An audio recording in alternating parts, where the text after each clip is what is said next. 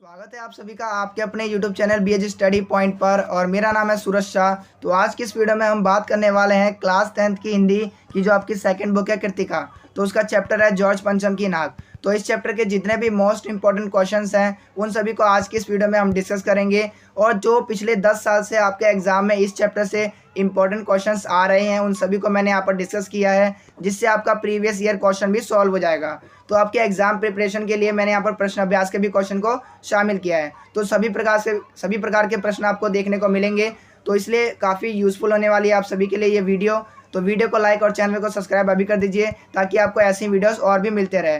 तो आपके एग्जाम में इससे बाहर कुछ भी नहीं आएगा जो भी मैं आपको बताऊंगा।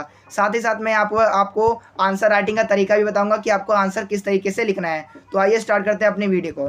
तो सबसे पहले मैं आपको आंसर राइटिंग के बारे में बता दे रहा हूँ कि आपको आंसर किस तरीके से लिखना होता है एग्जाम में। फॉर एग्जाम्पल की आपकी शीट है, ठीक है। तो यहाँ पर आपको एक क्वेश्चन दे रखा है, तो आपको जो आंसर शीट में अपना आंसर लिखना है वो बिल्कुल सेंटर में लिखना है। जैसे मैंने यहाँ पर लिखा है प्रश्न 1 करने वाला हूँ मैं, ठीक है। तो यहाँ पे मैंने लिख दिया उत्तर 1। आपको प्रश्न नहीं लिखना है, आपको उत्तर लिखना है। सेकंड, आपको क्या ध्यान रखना है, आपको जो आंसर लिखना है वो बिल्कुल पॉइंट वाइज लिखना है। जैसे मैंने उत्तर 1 लिख दिया, अब मेरे को यहाँ पर जो आंसर लिखना होगा वो बिल्कुल पॉइंट वाइज लिखूंगा मैं ऐसे, ठीक है। पहला पॉइंट, दूसरा पॉइंट, तीसरा पॉइंट, तो बिल्कुल आपको पॉइंट वाइज लिखना है। तीसरा, आपको क्या याद रखना है, अगर आपकी हैंड राइटिंग अच्छी नहीं है, अगर आप टेढ़ा मेढ़ा लिखते हो, आपकी हैंड राइटिंग अच्छी नहीं है, तो उस केस में आपको क्या करना है, जैसे कि आप यहाँ पर देख सकते हैं ये जॉर्ज पंचम की नाक लिखा हुआ है, ठीक है। तो इसमें आप देखोगे ना, यहाँ पर जो गैप है, ये जो गैप आपको दिखाई दे रहा है ये काफ़ी ज़्यादा है। इससे क्या होता है, जो वर्ड है वो आपको क्लियर तरीके से दिखाई दे रहे हैं। तो ऐसी टीचर को भी होता है, अगर आपके वर्ड में गैप अच्छी तरीके से होगा तो जो टीचर है उसको आपके वर्ड अच्छी तरीके से दिखाई देंगे और आपका जो पेपर का प्रेजेंटेशन होगा वो भी काफ़ी बेटर होगा, जिससे हो सकता है कि जो टीचर है वो आपको अच्छे मार्क्स दे दें, ठीक है। तो मैंने आपको आंसर राइटिंग का तरीका बता दिया है। अब बढ़ते अपने क्वेश्चन की ओर। तो सबसे पहले मैंने आपको बता दिया है कि आंसर बिल्कुल आपको सेंटर में लिखना है, ठीक है। क्वेश्चन 1, सरकारी तंत्र में जॉर्ज पंचम की नाक को लगाने को लेकर जो चिंता दिखाई देती है वह उनकी किस मानसिकता को दर्शाता है। तो काफ़ी इंपॉर्टेंट क्वेश्चन है ये। तो सबसे पहले आपको आंसर कैसे लिखना है, बिल्कुल बीच में लिखना है और पॉइंट वाइज आपको लिखना है। तो सरकारी तंत्र में जॉर्ज पंचम की नाक को लेकर जो चिंता दिखाई गई है वह उनकी गुलामी मानसिकता को दर्शाता है। देखिए, हमसे यहाँ पे पूछा था किस मानसिकता को दर्शाता है, तो इसका आंसर है गुलामी मानसिकता को दर्शाता है। लेकिन ये जो आपका क्वेश्चन है ये 2 से 3 मार्क्स का आएगा, ठीक है। तो अगर आप एक ही लाइन लिखते हो तो इसमें आपको एक ही नंबर मिलेंगे, तो इसलिए आपको आंसर थोड़ा बढ़ाना होगा, ठीक है। तो आप बढ़ाएंगे कैसे, 2-3 पॉइंट और भी इससे ज़्यादा लिख दीजिए। तो उनकी गुलामी मानसिकता को दर्शाता है जो आज़ाद तो हैं लेकिन मन से अभी भी अंग्रेजों के गुलाम हैं। उन्हें अपने शहीदों से ज़्यादा उस अतिथि की नाक अधिक मूल्यवान लगती है जिन्होंने हमें गुलाम बनाकर हमें अपमानित किया था। तो आइए, तो अब जो हमारा दूसरा क्वेश्चन है उसको पढ़ लेते हैं। रानी एलिजाबेथ, आप जानते हैं रानी एलिजाबेथ जो कि इंग्लैंड की महारानी है। तो रानी एलिजाबेथ के दर्जी के परेशानी का क्या कारण था, उसकी परेशानी को आप किस तरह से तर्कसंगत ठहराएंगे। तो इसका आंसर देखते हैं। आपको आंसर बिल्कुल सेंटर में लिखना है और आपको जो आंसर लिखना है बिल्कुल पॉइंट वाइज लिखना है। तो जो रानी एलिजाबेथ थी वो कोई साधारण महिला तो थी नहीं, वो इतने बड़े इंग्लैंड की महारानी थी, इसलिए उनके पहनावे का विशेष ध्यान रखना पड़ता था। रानी की वेशभूषा की जिम्मेदारी दर्जी को दी गई थी। दर्जी को यह सुनिश्चित करना था कि जब महारानी हिंदुस्तान, पाकिस्तान और नेपाल के दौरे पर जाएंगी तो वो कौन कौन सी पोशाकें पहनेंगी, इसलिए दर्जी की परेशानी तर्कसंगत है। आई होप आपको इसका आंसर क्लियर हो गया होगा। अब जो हमारा तीसरा प्रश्न है उसको देख लेते हैं। और देखते नई दिल्ली का काया पलट होने लगा। नई दिल्ली के काया पलट के लिए क्या क्या प्रयत्न किए गए। तो देखिए, जब इंग्लैंड की महारानी और जॉर्ज पंचम भारत आए थे तो उस समय भारत की जो राजधानी थी दिल्ली, तो उसको बिल्कुल अच्छी तरीके से सजा दिया गया उनके स्वागत के लिए, ठीक है। उनके लिए सभी प्रकार की सुविधाएं विकसित की गई थी। तो उन्हीं के बारे में हमें बताना है कि नई दिल्ली में ऐसा क्या क्या परिवर्तन किया गया। तो जो नई दिल्ली था उसकी सभी सड़कों की मरम्मत किया गया होगा, सड़कों को और भी अधिक चौड़ा बनाया गया होगा, सड़कों और पार्कों को साफ़ सुथरा किया गया होगा और सड़कों के किनारे और पार्कों में झाड़ियाँ, वृक्षों को काटकर सुंदर और आकर्षक बनाया गया होगा। पूरे शहर की साफ़ सफाई की गई होगी और उन्हें सजावट से उन्हें सजाया गया होगा। सभी सरकारी भवनों को रंगा गया होगा जिससे वो काफ़ी ज़्यादा सुंदर दिखाई दे और वहाँ पर सभी प्रकार की सुविधाओं को विकसित किया गया होगा। सड़कों को छोटी छोटी लाइटों से सजाया गया होगा। तो ये सभी परिवर्तन उस दिन किए गए थे जब रानी एलिजाबेथ भारत आई थी। आई होप आपको समझ में आ गया होगा। अब जो हमारा चौथा क्वेश्चन है उसको देख लेते हैं। जॉर्ज पंचम की लाट की नाक को पुनः लगाने के लिए मूर्तिकार ने क्या क्या प्रयत्न किए, ठीक है। यहाँ पर प्रयत्न लिखा हुआ है, ये प्रयत्न है, ठीक है। यहाँ पर यत्न गलती से टाइप हो गया है। यहाँ पर प्रयत्न लिखा हुआ है। तो क्या क्या परिवर्तन किए गए?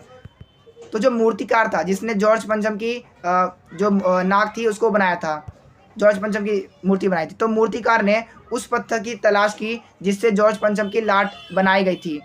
ठीक है, लाट मतलब उनकी जो पूरा शरीर था, मूर्ति उड़ती थी। ठीक है, तो मूर्तिकार ने उसी नाक की माप को लेकर वैसी ही नाक पूरे भारत में ढूंढने का प्रयास किया। मूर्तिकार ने बिहार सचिवालय के सामने शहीदों और बच्चों की मूर्तियों के नाक को लगाने का प्रयास किया, लेकिन नाक नहीं लग पाई। अंत में मूर्तिकार ने क्या किया? जिंदा नाक को ही उस मूर्ति पर लगा दिया। तो आई होप आपको समझ में आ गया होगा। अब 5वां प्रश्न है हमारा, नाक मान सम्मान और प्रतिष्ठा का द्योतक है। यह बात पूरी तरह से पूरी व्यंग्य रचना में किस तरह उभर कर आई है, लिखिए। तो इसका आंसर देख लेते हैं। तो देखिए, जो नाक होती है वो व्यक्ति के प्रतिष्ठा का प्रतीक होता है, और जॉर्ज पंचम की नाक की कट जाना, इसका मतलब ये है कि जॉर्ज पंचम की जो प्रतिष्ठा है वो नष्ट हो गई है। भारतीय नेताओं की नाक और शहीद बच्चों की नाक जॉर्ज पंचम की नाक से अधिक बड़ा होना ये बताता है कि जो भारतीय नेता हैं और जो शहीद बच्चे हैं उनकी प्रतिष्ठा जॉर्ज पंचम की प्रतिष्ठा से बहुत ही ज़्यादा अधिक है। अतः हम कह सकते हैं कि जो नाक होती है वो मान सम्मान और प्रतिष्ठा का द्योतक होता है। तो आइए आपको ये भी क्वेश्चन क्लियर हो गया होगा। बढ़ते हैं अपने नेक्स्ट क्वेश्चन की ओर। अब जो हमारा छठा क्वेश्चन है, छठा क्वेश्चन में बताया गया हमें, क्वेश्चन रहेगा, जॉर्ज पंचम की लाट पर किसी भी भारतीय नेता यहाँ तक कि भारतीय बच्चे की नाक भी फिट ना होने की बात से लेखक किस और संकेत करना चाहता है? तो देखिए, जब जो जॉर्ज पंचम की मूर्ति थी उस पर बस एक नाक की कमी रह गई थी, तो उसको लगाने के लिए जो मूर्तिकार था, वो मैंने आपको पिछले क्वेश्चन में बताया कि मूर्तिकार ने पूरे भारत में उसकी छानबीन की, उसी पत्थर की जो जिससे जॉर्ज पंचम की लाट की नाक बनाई गई थी, लाट बनाई गई थी। ठीक है, लेकिन वो मूर्ति नहीं मिल पाती है, जिसके कारण जो मूर्तिकार होता है उसे जिंदा नाक लगानी पड़ती है। तो जो भारतीय नेता और भारतीय बच्चों की वो सोच रहा था कि नाक लगा दें, लेकिन वो फिट नहीं हो पा रही थी। क्यों? क्योंकि जो भारतीय बच्चे थे और जो भारतीय नेता थे उनकी नाक जॉर्ज पंचम की नाक से काफ़ी बड़ी थी। तो इसके माध्यम से लेखक क्या बताना चाहते हैं उसके बारे में हमें बताना है। तो देखिए, इसका आंसर में हम लिखेंगे, जॉर्ज पंचम की नाक पर किसी भी भारतीय नेता यहाँ तक कि भारतीय बच्चे की नाक फिट ना होने की बात से लेखक इस और संकेत करना चाहते हैं कि हमारे देश के लिए शहीद नेताओं और बच्चों की प्रतिष्ठा अंग्रेजों की प्रतिष्ठा से काफ़ी बड़ी है। यहाँ तक कि भारतीय बच्चों की भी प्रतिष्ठा जॉर्ज पंचम से बड़ी है। तो आई होप आपको समझ में आ गया होगा। आपको इस तरीके से आंसर लिखना है। अब जो हमारा 7वां प्रश्न है उसको देख लेते हैं। अखबारों ने जिंदा नाक को लगाने की खबर को किस तरह से प्रस्तुत किया? तो ये काफ़ी इंपॉर्टेंट नहीं है, लेकिन आपको जान लेना चाहिए। ठीक है, ये उतना भी इम्पोर्टेंट क्वेश्चन नहीं है। तो देखिए, अखबारों ने जिंदा नाक की खबर को कुछ इस प्रकार प्रस्तुत किया, जॉर्ज पंचम की नाक को जिंदा नाक लगाई गई है, यानी ऐसी नाक लगाई गई है जो बिल्कुल भी पत्थर की नहीं लगती। इसके अतिरिक्त अखबार में कुछ भी खबर नहीं छपी गई, जैसे उस समय उस दिन जो सार्वजनिक भवन की इतनी सजावट की गई थी, स्वागत की इतनी बढ़िया तैयारी की गई थी, इन सभी को नहीं छापा गया अखबारों में। अब बढ़ते हैं अपने 8वें क्वेश्चन की ओर। अब जो हमारा 8वां क्वेश्चन है, नई दिल्ली में सब कुछ था बस नाक नहीं थी, इस कथन के माध्यम से लेखक क्या कहना चाहते हैं? तो इसके बारे में हम जान लेते हैं। तो देखिए, आपको आंसर बिल्कुल बीच में लिखना है, पॉइंट वाइज लिखना है।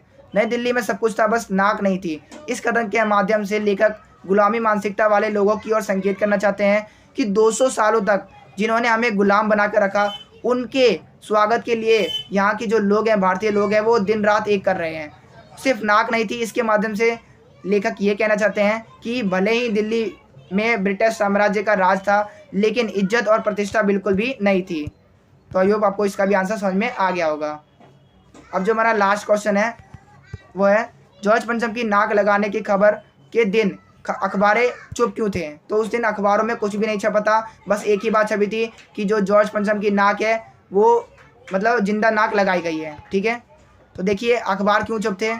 जॉर्ज पंचम की नाक लगाने की खबर के दिन जो अखबार थे वो बिल्कुल चुप थे। क्यों? क्योंकि जो जॉर्ज पंचम थे वो एक विदेशी शासक थे जिन्होंने हम पे अत्याचार किए थे, हमारा शोषण किया था, और उनकी मूर्ति पर भारतीय बच्चों की नाक लगाई जा रही थी। तो ये जो भारतीय लोगों को ये बिल्कुल भी अच्छा नहीं लगा, इसलिए उन्होंने इसका विरोध चुप रहकर अपने अंदाज में किया। तो आई होप आपको इसका आंसर भी क्लियर हो गया होगा। तो आई होप आपको ये वीडियो पसंद आई हो। अगर आपको वीडियो पसंद आई हो तो वीडियो को लाइक, शेयर एंड सब्सक्राइब जरूर कर दें। चैनल पर नए आए हैं तो इसे जल्दी से सब्सक्राइब कर लीजिए। Thank you for watching this video.